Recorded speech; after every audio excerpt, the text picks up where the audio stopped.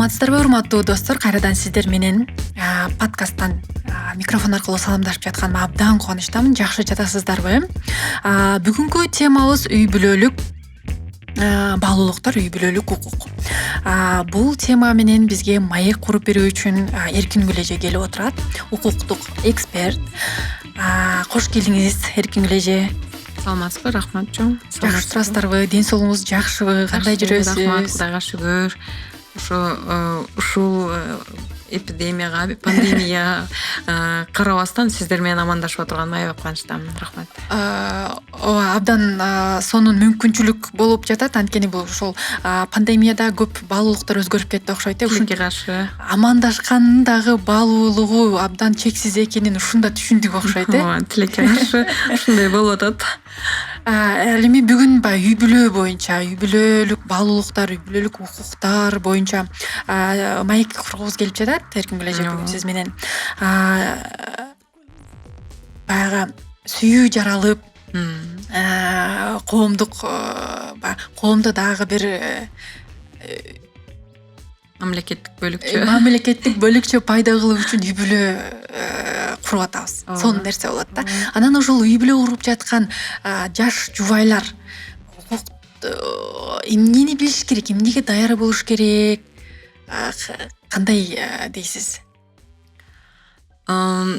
Негизи өтө терең, мындай өзү жөнөкөй суроо болгон менен терең маанилүү суроо деп айтсам да жаңылышпайм. Албетте, баягы эки жаш ушул бир сиз айткандай бир кандайдыр бири-бирине сезими күчтүү болуп турган маалда көп учурда жаштар ушу кийинки жашоонун татаалдыгын да, жашоонун негизи терең бир кандай бир укуктук, балким же болбосо психологиялык же турмуштук бир кырдаалдарга алып келишин жаштар ал убакта ойлобойт экен, тилекке каршы. Бирок ошо негизи мен иштегениме 20 жылдык практика болду. Анан 20 жылдык практиканын ичинде көптөгөн жубайларды көрдүм, көптөгөн үй бүлөлүк жаштарды да көрдүм. Бул жерде мен биринчи айтат элем, баш кошордо албетте биринчи жактан психологиялык жактан кыз бала болобу, уул бала болобу экөө тең даяр болуш керек экен да. Анан кийин эгер укуктук көз караштан айта кетсем, бир уул бала болобу, мисалы кыз бала болобу, экөө тең өзлөрүнүн укуктарын, анан милдеттерин туура билиш керек жана туура пайдаланыш керек экен да. Тилекке каршы ал убакта жаш экөө тең мисалы жогорку окуу жайларда окуган жаштардан болушуп, анан убагында ата-энелеринин бир финансылык каржылоосунда жүрүшүп, мисалы көп баарыбызга эле белгилүү да. Ошентип жүрүшүп, алар жашоонун жакшы гана жактарын көрүп жүрөт да. Анан азыркы жаштар айтып коет экен, жизнь малина депчи. Анан алар үчүн малина, клубника, кулпунай болуп жүрчү экен. Анан үйлөнгөндөн кийин эле бүттү. Кулпунай жок, малина жок. Баары эле таш алма болуп баштайт да. Анан мен ошо чакырат элем, бул албетте үй бүлө курулган күндөн баштап уул баланын, башкача айтканда жубайдын, жолдошунун, жубайынын астында милдет пайда болуп атат, биринчи укуктук милдет. Мен ушу жубайды биз диний көз карашта деле, мыйзам көз карашында деле ошол эркек жолдош жубайы үчүн чоң милдет алып атат да. Мен ушул жубайды мындан ары өзүм каржылап, өзүм баягы керектүү баардык жабдыктарын алып берип, мындан ары мындай мамлекеттик бир өзүбүзчө жубай катары эсептелиндик депчи. Ошону ошо психологиялык жактан даяр болуш керек биринчиден. Экинчиден ошо айтат элем, ушу негизи үйлөнгөндөн баштап, анан кийин дагы бир чакырып кете турган нерсем, үйлөнгөн күндөн баштап нике катталууга чакырат элем да. Себеби дегенде көп азыр жаштар үйлөнүп алышат да, мына кыргызча нике менен элечи, никеге турушуп анан үйлөнүп алышат да, никеси официалдуу түрдө катталбай атат. ЗАГС деп коет, башкача айтканда жарандардын абалын каттоо бөлүмчөлөрүндө катталбайт. Ошону чакырат элем, үйлөндүңбү? Жашап көрөйүн, анан көрөйүн дебейчи. Ошол мен мисалы ошо үйлөнүү үлпөт тоюн өткөрбөсөңөр дагы, мисалы ЗАГСка туруп койгула дегенсиздер. ЗАГСка туруу бул адам экөөнүн тең ортосундагы бир укуктук, мисалы милдеттин пайда болушу мына ошондон башталат деп айтат. Жанагы уул баланын милдети деп айтып баштабадыңызбы? Эркин Гүлэже, ошону кененирээк айтып берсеңиз, биз мындайча айтканда укуктук эксперттер эместергечи жубайлар бири биринин алдында кандай укуктары бар, анан кандай милдеттери бар? Ошол эле айтып коеюн, келинчеги деле, ошол эле келинчеги жолдошунун алдында, жолдошу келинчегинин алдында кандай укук милдеттери бар? Баягы мындайча айтканда жалпак тил менен санай кете турган болсокчу. Санай кете турган болсок, мисалы, үйлөнүп атканда эле үй бүлөлүк кодекс бар. Бизде Кыргыз Республикасынын үй бүлөлүк кодекс. Үй бүлөлүк кодекстин талаптарына же ченемдерине таяна келсек, мисалы жубайы жана жолдошу экөөнүн бири-биринин астында милдети. Эмне экөө мисалы үй бүлө курган күндөн тартып үй бүлөлүк очокту сактоо бул биринчи милдет. Эгерде жолдошунун мисалы карды ач болуп келип, анан кийин эгер мисалы жумуштан чарчап келе турган болсо, жубайы баягы колдоп, анычы колдоп, анан ач болуп келдиңби, тамак берейинби деп Ушул нерсе мыйзамда да жазылганбы? Баягы тамак жасап даярдап коюш. Эми мисалы айтылбайт да, мыйзамда эркек жазасын же аял жазасын тамакты депчи. Мен бун менен эмне айткым келет? Эми мисалы, балким ошол эле жолдошу балким ошол маалда үйдө отуруп калат, жубайы жумуштан чарчап келсе, анда жолдошун колдоп коюу деп. Мен бул жерде айтып атам, именно түздөн түз бир жолдошу жумуштан келди, курсагын тойгузуп койсун, аялынын бул милдети депчи. Мен экөөнүн тең бири-биринин астында, экөөнүн бири-биринин алдында милдети. Анан бизде деген дискриминация деген сөз бар го, билесиздер, мыйзамда айтылбайт, эркек деген тамак жасабаш керек, аял деген кир жууп тамак жасаш керек, эркек деген иштеп акча табыш керек депчи. Эми ал финансылык мүмкүнчүлүк жана социалдык мүмкүнчүлүктөн да, балким аял киши болгону менен анын бир таланты бар, анын бир жөндөмдүүлүгү күчтүү. Анан жолдошуна караганда, эми бул жерде мен айтпайм жолдошу иштебейт, аял иштейт экен анан депчи. Эми балким жолдошуна караганда аялынын жубайынын мүмкүнчүлүгү көп болсо, албетте ал иштеп. Эмнеге бул азыр мисалы бул мыйзам чегинде мисалы эркек эле балдар, эркектер келинчеги төрөп келгенден кийин келинчегинин айлыгы көбүрөөк болуп атса, бул финансылык үй бүлөлүк бюджетти дагы коргоп атпайбы? Келинчегим иштей берсин, убагында мен алып барып эмизип, кайра алып келип өзүм багып турам деп. Жолдошу мисалы айлыгы аныкы балким 7.000, келинчегиники 10.000 да. Ошондой маалдарда азыр бул жаап жашыруунун кажети жок. Көп эле учурларда эркектер декретный отпуск деп коет го, жана бала багуу атайын мөөнөтүнө отпускка чыгып кетип атышат да, атайын. Анан эми бул жерде мен тиги мыйзам чегинде бул аял келинчеги мындай кылыш керек, эркеги мындай кылыш керек дейт, бирок эркек эми өзүнө баягы жубай кылып алып аткандан кийин баарыбызга эле бул психологиялык жактан дагы ошо келинчеги макул болуп, ошол өзүнүн үй бүлөсүн таштап, жолдошунун үйүнө барып эме кылып аткандан кийин, ошолордун үй бүлөсүнө кабыл болуп аткандан кийин, албетте ошондо психологиялык бир жардам көрсөтүп, психологиялык жактан бир түрткү берип, колдоп, анан ошентип турса, келинчеги да кийин бара-бара үй бүлөсүнө уже жугумдуу болуп, анан кийин өзлөрүнүн бир мындай эмне десем, бир ортосунда да сыр бар турабы, ошолордун баары ошо бир жакшы бир мындай мамлекеттик бир бөлүкчөгө айланса деген тилек да. Анан кийин түздөн түз мен жаштарды чакырат элем, сен тамак жасашың керек, сен кир жуушуң керек, сен болсо бала багышың керек, сен төрөшүң керек деген милдет жок да. Мындай мыйзам чегинде андай көрсөтүлгөн. Ошондо маселен баягы мындайча айтып коесузбу, түйшүктүк нерсе эмес, сен кыл, мен кыл эмес, эң башкы милдет үй бүлөнү бекемин сактап калыш керек экен да. Кимиси идиш жууп, кимиси тамак жасаса деле, аны жубайлар өзлөрү чечишип алышат. Аны жубайлар өзлөрү сүйлөшүп алышат, өзлөрү чечишип алышат. Баарыбыздын эле башыбызда бар да турабы. Анан кийин эмне десе эле, бул Кыргызстандын өзүнүн бир менталитети бар да, билесиз да. Келин деген эркектен төмөнүрөөк туруш керек депчи. Андай мыйзам чегинде мындай жок. Мыйзам чегинде келин эркектен төмөн туруш керек же жогору туруш керек деген жок. Мыйзам чегинде үй бүлөлүк кодекстин негизинде эркекпи, аялбы, социалдык жактан болобу, өңүнө, түсүнө жана ошондой диний ишенимдерине карабастан экөө тең мыйзам астында, мамлекет астында экөө тең укуктуу деп баса белгилеп кетмекмин да. Эң сонун болду окшойт. Баягы үй бүлө эле кайра эле. Ошол үй бүлөдө мисалы сиздин эгерде сиз эксперт катары бактылуу ошо укуктук жактан, психологиялык жактан бактылуу үй бүлөнү кандай сүрөттөйт элеңиз? бул бактылуу үй бүлө, анткени бул жубайлар мындай. Анан ошол үй бүлөдө наристеси мындай, жолбосу мындай депчи кандай көрүнүштөрдү белгилеп кетет элеңиз? Албетте бул да мындай татаалдаштырылган бир мындай көз караш. Эгер мен өзүмдүн көз карашымды айтсам, негизи бактылуу үй бүлө менин көз алдыма кандай элестейт да. Юрист катары десем да, психолог катары десем да, мен бактылуу үй бүлө менин оюмча бул албетте жолдошу менен жубайынын ортосунда эч убакта чыр чатаксыз үй бүлө болбойт. Чыр чатак негизи чыгат. Бирок ошол чыр чатакты ырбатып, чоң чыр чатакка айландырып, анан кыздын ата энесине жеткирип, анан баланын ата энесине чыгарбастан, бактылуу үй бүлө деген ошол чыр чатакты ошол эле өзүлөрүнүн бөлмөсүнөн чыгарбай, ошол жерден чечишип, сен өзүң мындай дедиң, анан мен мындай дедим. Кел анда мындан кийин мындай кылалык. Ошол чыр чатакты мындан кийин, ошол чыр чатакты мен ойлойм сабак катары кабыл алыш керек да. Бүгүн ошондон чыр чатак чыкты, демек биз экинчи аны чыр чатак катары кой бербестен же ошого жеткирбестен мындай кылып чечелик депчи. Макул, сен жумуштан келдиң, мисалы чыр чатак эмнеден чыгат? Сен келип кийимиңди ыргытып ийдиң, а мен да сага тамак бербейм. Сен эмнеге кийимиңди илбей койдуң депчи. Мисалы бул жөнөкөй. Же болбосо сен баланы алып турбай койдуң, а мен кантип тамак жасайын депчи.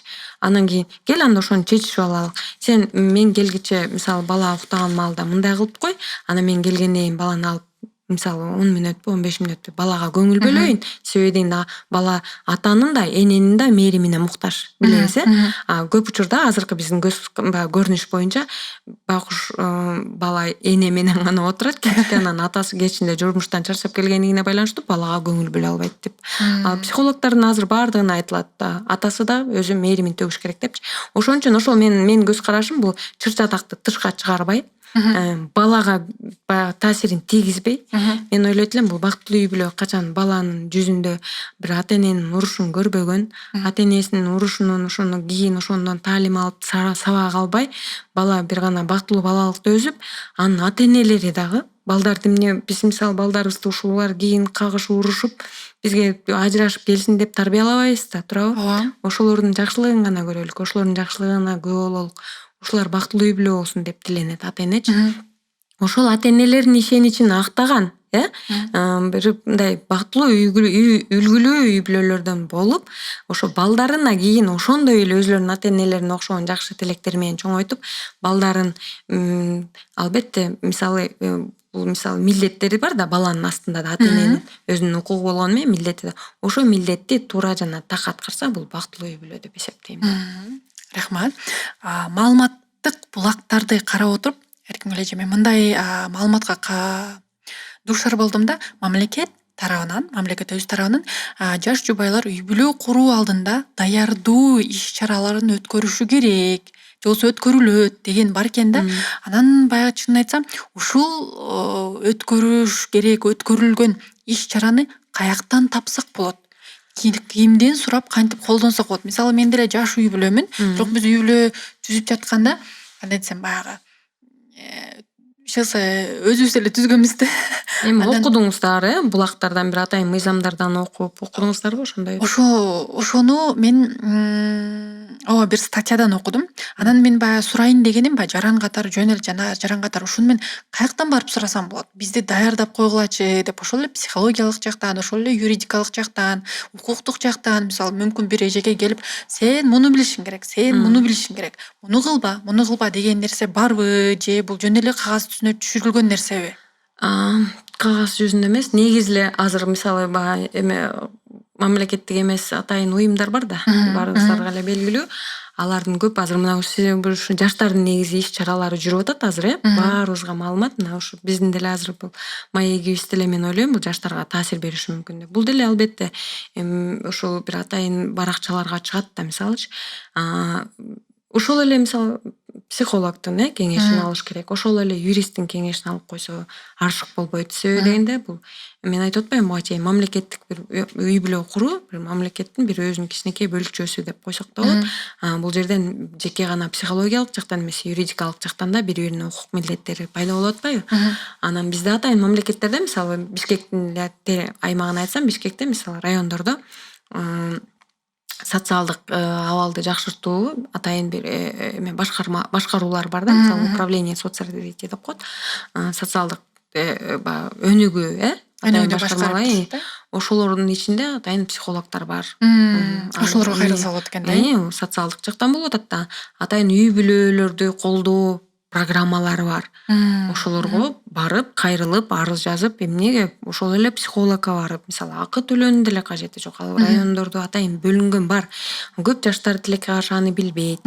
Көп жаштар эмес, мисалы үй бүлө куруп жүргөн тажрыйбалуу үй бүлөлөр деле билбейт да.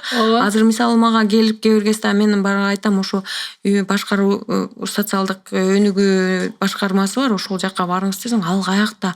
Ошондой бизде барбы дешет да.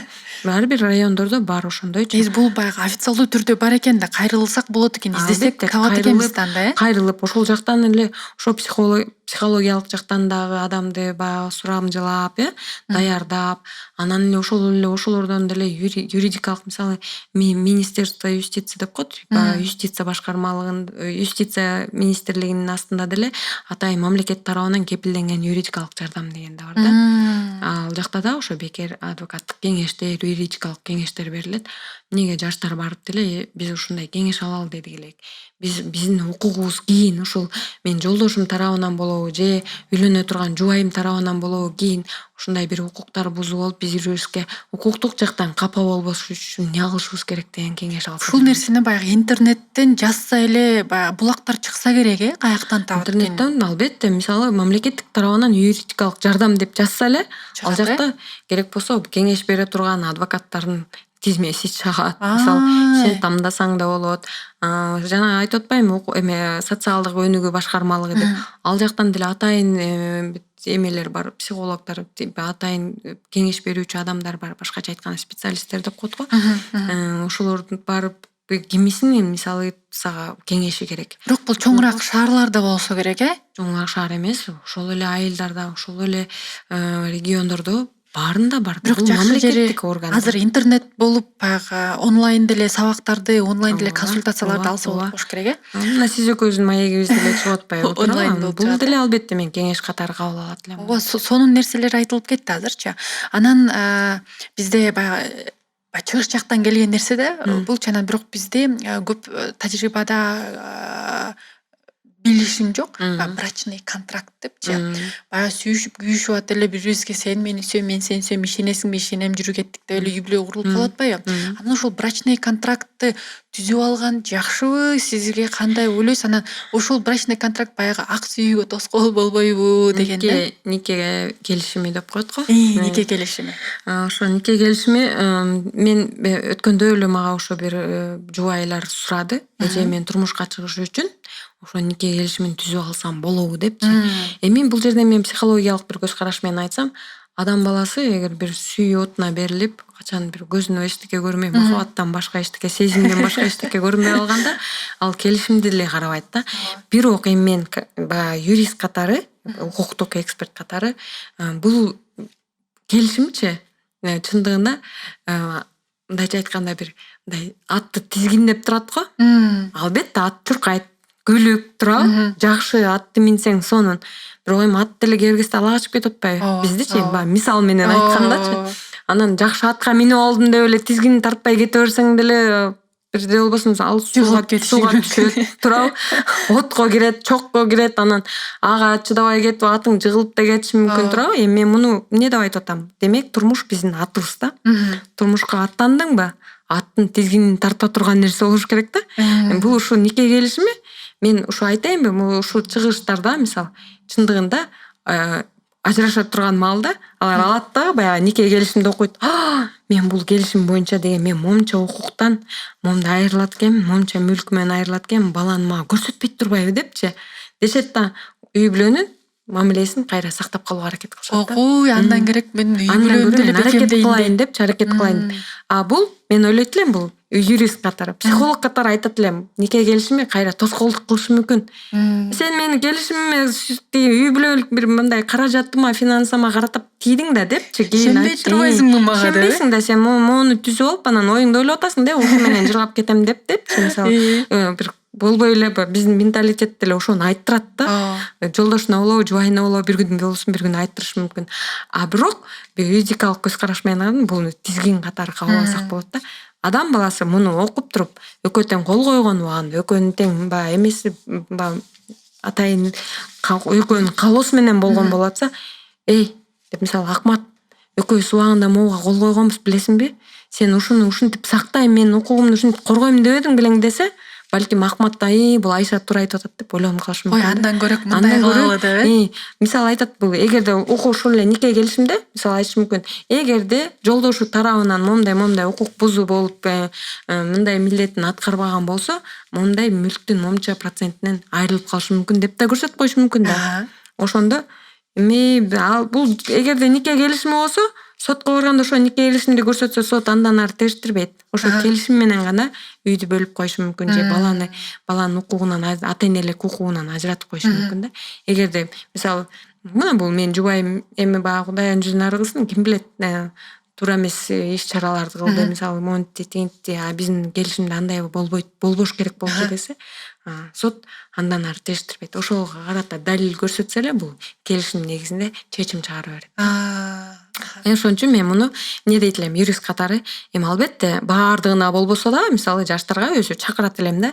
Колуңардан келсе, эгерде өзүңөрдүн сүйүүңөргө, ак сүйүүңөргө тоскоолдук кылбайт десеңер, эми кээ бирлер бар, ак сүйүүсүн жогору деңгээлге коет да. Биз сүйүшүп атканда бул контрагаңар эмне болуптур депчи. Ошондуктан эгерде бир мындай укуктук жактан да өзүбүздү бир мындай сынга алып коебуз десеңиздер, анда түзүп алса деле жакшы болот экен да. Келишимин түзүп, аны атайын нотариалдык түрдө көйлөндүрүп, мисалычы, ошол эле атайын жарандык акыбалды каттай турган бөлүмдөр бар да, ошолордо кошо каттатып койсо болот. Ошо. Мен ошону чакырат. Жакшы экен тизгинде. Эме кылып алсак, эске алып койсок. Тизгиндеп алып, эске алып кое турган болсок. Анан тилекке каршы ошо чоң үй бүлөлөрдө деле, жаш үй бүлөлөрдө деле бузуулар десемби, жана зордук, зомбулуктар да көрсөтүлгөндө учурлар жок эмес болуп жатат да. Анан тилекке каршы, ооба. Анан бизде деген эң көрүнүп, орой көрүнүп калган бул физикалык зомбулуктар. Анан менин билишимче психикалык жактан дагы зомбулуктар бар да. Ошону мисалы кантип байкасак болот? Мүмкүн ошо кошунабыз. Бирөө көзү ала болбой эле жакшы эле жүрөт. Бирок түн же дагы бирдеме болуп жаткандыр. Ошону кантип байкасак болот? Сырттанчы. Ооба, туура суроо. Негизи эле мындай да, эгерде психикалык жактан зомбулук боло турган болсо үй бүлөдө, ал үй бүлө өзү эле көрүнүп калат да. Баягы мисалы алма бак көрүнүп турат да, алма бак өсүп атат да. Суу ичкен алма менен суу ичпеген алманын мөмөлөрү башкача болот да. Демек үй бүлөнүн мөмөлөрүн биз эмнен түшүнөбүз? Балдар да, туура. Анан балдар көчөдө ойногондо деле ошо балдардан билинет. Атасы менен энеси күндө сүйлөшпөйт. Күндө экөө бир ыйлап, өзлөрүнчө бир кандайдыр бир өзлөрүнүн бир конфликттер болуп, бир турмуштук татаал акыбалдарда жүрсө, балдары да алардын эмне болот? Түнт болот, туурабы?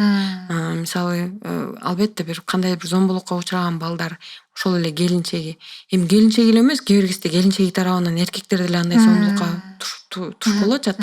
Ошол эле эркектин бир кандайдыр бир башкача көз карашта жүрүшү мүмкүн да. Анан андай учурларда кошуналары деле ошол эле мен айтып атпаймынбы, жана отдел поддержки семьи и детей деп коет, ошо үй бүлөнү жана балдарга көмөк көрсөтүү бөлүмдөрү бар райондордочу. Ошол эле жана социалдык өнүгүү башкармаларынын астында ошондой бөлүм бар. Ошолорго барып арыз жазса деле болот. Биздин байкашыбызга караганда, мисалы, бала мектепте окуйт да. Анын педагогбуз да, биз педагог болгондон кийин көрүп турат да, биз ар бир балага биз психологиялык көз караш менен карайбыз. Бул бала өзү жакшы окуган бала. Бирок эмнегедир тарбиясы башкача болуп баратат депчи, мисалы, адамга болгон мамилеси өзгөрүп баратат. Эмнеден? Албетте үй бүлөсүнүн бир кандайдыр бир мындай эмеси, таалим тарбиясы ошол баланын кыймыл аракетине көрсөтүлөт да. Ошондуктан педагог деле, ошол эле мугалими барып туруп ошол жака билдирип, ошону барып үй бүлөсүн текшертип бергиле депчи. Анан ошол жерде алар жөн эле барып эле текшербейт, алар атайын чакырып, психологду алып келип, баланы сүйлөшүп, бала менен ошо мектептен. Бала айтат, апам күнүгө ыйлайт, мисалы, же болбосо атам деген үйгө келбейт түндө депчи, мисалы. Үйгө келбеген бул деле эмне? Физикалык эмес, психологиялык, туурабы?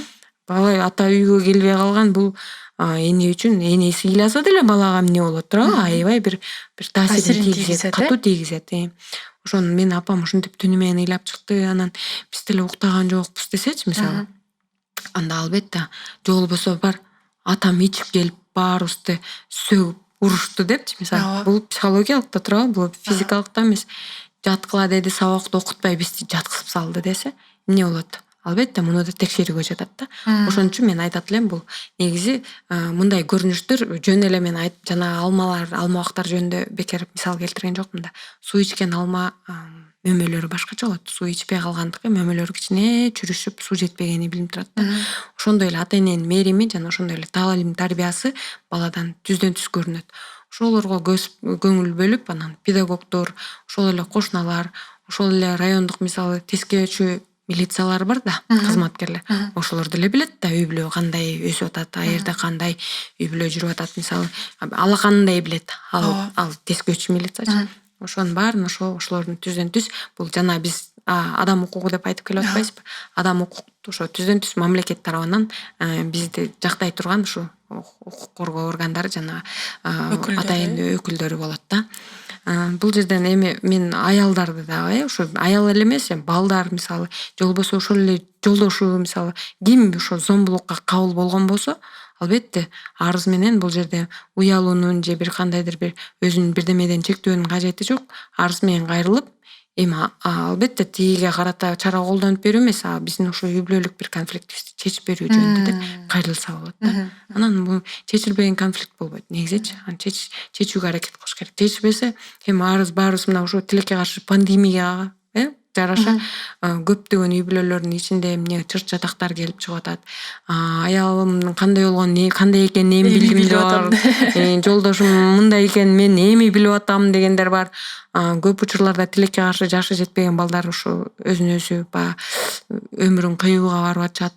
Мунун баары эмнеден келип чыгып атат да? Ошо мунун баары ошо зомбулуктан келип чыгып атат да. Буга чейин зомбулук элдин баары иштеп өзүлөрүнүн каражаны менен чуркап жүрүшүп билинбей калган. Азыр ошол пандемияда бири-бирин көзмө көз карап отуруп, эми билип атат кандай адам экенин, анын өзү психологиялык таалими, тарбиясы бүт ошону эми билип сезип атышат да. Ошон үчүн эгерде албетте бул жерде уялуунун кереги жок, бу жерде чектелүүнүн кереги жок. Керекпи психологдун жардамына барууга, керекпи ошол эле адвокаттын, ошол эле юристтердин жардамына кайрылсаңыздар, албетте мамлекет тарабынан мунун баары өзү чектелип, атайын жөнгө салынып, ошо калыбына келтирүүгө негизи мамлекет милдеттүү. Эркингүл эже, сизге чоң ыраазычылык билдиребиз. Рахмат. Абдан маңыздуу, терең, аябай пайдалуу маек куруп бердиңиздер. Сизге убактыбыздын акырында кыскача каалооңуз, кайрылууңуз болсо бөлүшө кетсеңиз. Чоң рахмат сиздерге да ошо менин ой пикиримди угуп, ошо жерге чакырганыңыздарга мен абдан ыраазымын. Албетте мен ой пикирим же болбосо бир жаш жубайларга, жаш жубайлар эмес, азыркы мезгилде ошо бала тарбиялап жүргөн үй бүлөлөргө дагы каалоо тилегим, эч убакта үй бүлөңүздөр бузулбасын, үй бүлөдө зорду зомбулук болбосун, балдар эч убакта ыйлабасын, балдардын укугу бузулбасын дейт элем. Анан дагы жана ошо нике келишими деп атпайбы, ошону айтат элем. Азыркы учурда көбүчө мен берген баланча калыңым бар, ана мен ата энемен алган себимди ала албай жүрөм дейт. Ошонун баары нике келишимге көрсөтүлсө, мына ошондо эч кандай соттошуунун кереги жок болот да. Мен ойлойт элем, нике үй бүлө бузулбасын, нике бузулбасын. Нике деген бул өзү негизи ыйык нерсе. Ошон үчүн ошону сактай билгиле. Чоң рахмат, саламат болуңуздар. Чоң рахмат Эркингүл эже. Анда бүгүнкү маекти куруп берген Эркингүл эже болду, укуктук эксперт, үн режиссеру Сергей Каргин болду. Ал эми бул подкастты алып барган мен Индира Тамирканова болдум. Урматтуу достор, аман эсен жүрүңүздөр, жакшы жүрүңүздөр. Эч качан үй бүлө нике бузулбасын, жакшы туруңуздар.